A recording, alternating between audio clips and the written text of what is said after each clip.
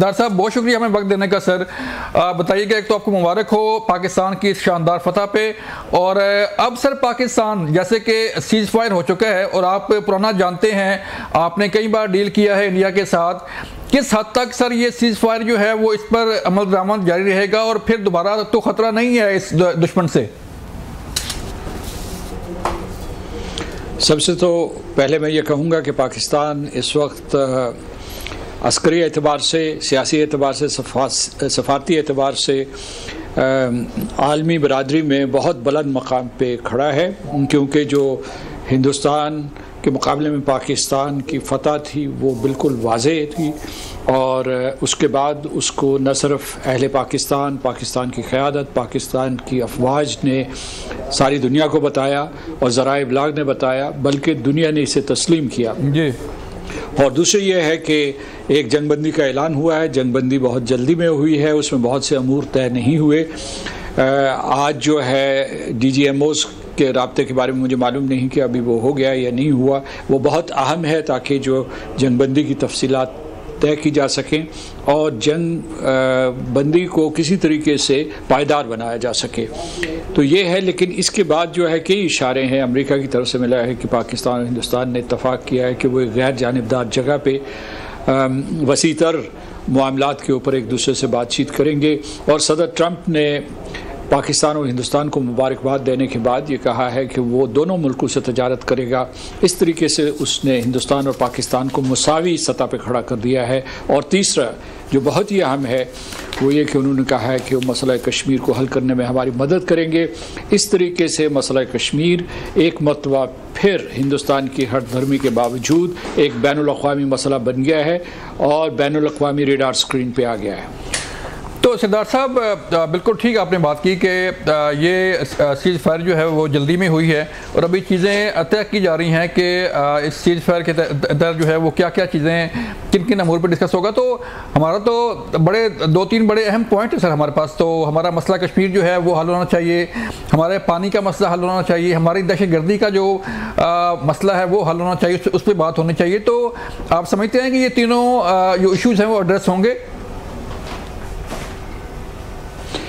उससे पहले जो है कुछ मराहल तय करने हैं। पहले ये कि ये जंगबंदी पायदार हो, जैसा कि मैंने कहा, और उसके लिए दोनों तरफ़ेन का इत्तफ़ाक़ राय ज़रूरी है। दूसरा ये है कि ये देखा जाए कि एक एतमाद की फ़िज़ा है या नहीं है, कि मतलब दोनों मुल्कों में फ़रीक़ैन में एतमाद है या नहीं है, क्योंकि ये जो जंग है इसके बाद हिंदुस्तान और पाकिस्तान की दुश्मनी बढ़ी है हिंदुस्तान की जाहिरियत की वजह से, क्योंकि अभी हम एक जंग से बाहर निकले हैं और हिंदुस्तान की जाहिरियत के नताइज हम देख रहे हैं, हिंदुस्तान के लिए भी और पाकिस्तान के लिए भी।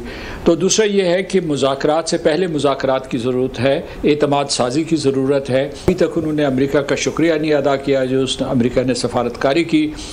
उसके बाद उसने जो है कोई ऐसा इंदिया नहीं दिया कि वो कश्मीर के ऊपर गुफ्तगू करेगा, क्योंकि कश्मीर को वो दो तरफ़ा मामला समझता है। तो इस वजह से ये अमूर अभी हायल हैं, ये वो मंजिलें हैं जो हमने अबूर करनी है और उसके बाद जो है एजेंडा तरतीब देना है। आपने दुरुस्त निशानदेही की कि पानी का मसला हल होना चाहिए, जो तजारती पाबंदियाँ पाकिस्तान के ऊपर लगाई गई हैं वो वापस लेनी चाहिए उन्हें, मैं बिलवास्ता तजारत की बात कर रहा हूँ। और तीसरे ये है कि मसला कश्मीर के ऊपर संजीदा, बामकसद और नतीजा खेज़ गुफ्तगू होनी चाहिए।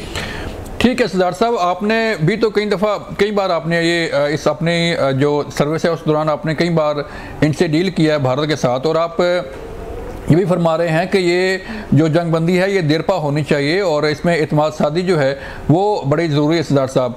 तो सर आप समझते हैं कि ये देरपा होगा जो अमन है, जो इत्मीनान साजी है, या जो जंगबंदी है?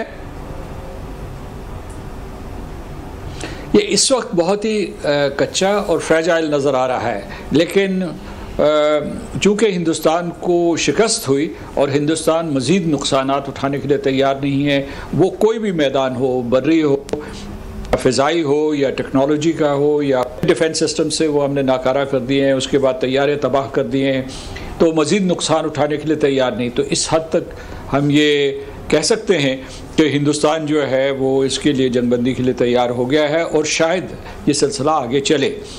लेकिन दूसरी तरफ ये है कि इस वक्त पूरी पाकिस्तानी कौम को, अफवाज पाकिस्तान को और पाकिस्तान की क़यादत को और पाकिस्तान की तमाम सियासी क़ुव्वतों को मुत्तहिद होना चाहिए और तैयार रहना चाहिए। हिंदुस्तान एक मरतबा फिर मुहिम जोई कर सकता है, तो इस धोखे में नहीं रहना चाहिए कि हिंदुस्तान ने खलूस नीयत के साथ जंगबंदी के ऊपर इत्तफ़ाक़ किया है। वो शिकस्त की हालत में उसने जंगबंदी का ऐलान किया है।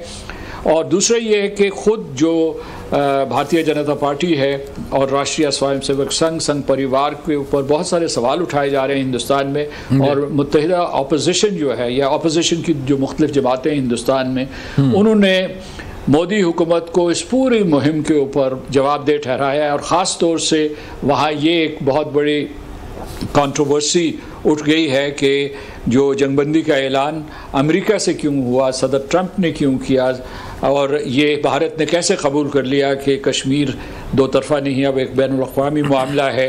और एक जो है वहाँ सब हिंदुस्तान में मायूसी है और एक किस्म का वो ये बात समझ नहीं पा रहे हैं कि कैसे अमेरिका ने पाकिस्तान और हिंदुस्तान को एक ही सतह पर ला खड़ा किया है और उनके साथ उसका मुसावी, मुतवाज़ी और मुतवाज़न रवैया है। लेकिन सिद्धार्थ साहब, हमने तो पाकिस्तान ने हमेशा जो है अमन की बात की है, और DGISPR की हम अगर देखें, प्रेस कॉन्फ्रेंस देखें, उनके पैगामात देखें, उन्होंने बार बार जो है वो भारत को कहा था कि जारहियत ना करना हमें आजमाना नहीं, लेकिन हम अमन चाहते हैं, अगर तुमने जारहियत की तो इसका मुंह तोड़ जवाब दिया जाएगा। और फिर दुनिया ने देखा कि हमने किस तरह मुंह तोड़ जवाब दिया। सिद्धार्थ साहब, अब सूरत हाल जो है, हमने फतह हासिल कर लिया अल्हम्दुलिल्लाह, और जो भारत की शिकस्त है वो पूरी दुनिया ने देखी, तो पाकिस्तान सर कहाँ खड़ा है? पाकिस्तान की क्रेडिबिलिटी में इजाफा हुआ है?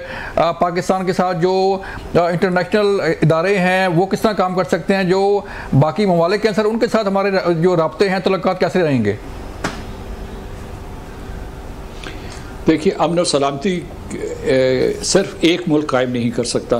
जब दो मुतहारिब मुल्क हों, एक दूसरे से लड़ रहे हैं, उनके दरमियान इस किस्म की शदीद जंग हुई हो जिसका ख़तरा था कि वो जौहरी जंग भी बन सकती है, तो सिर्फ पाकिस्तान जो है अमन और सलामती का ज़ामिन नहीं हो सकता। पाकिस्तान के ऊपर हमला होगा, वो उसका दिफा करेगा अक़वाम मुत्तहिदा के चार्टर के आर्टिकल 51 के तहत अपने दिफा के लिए।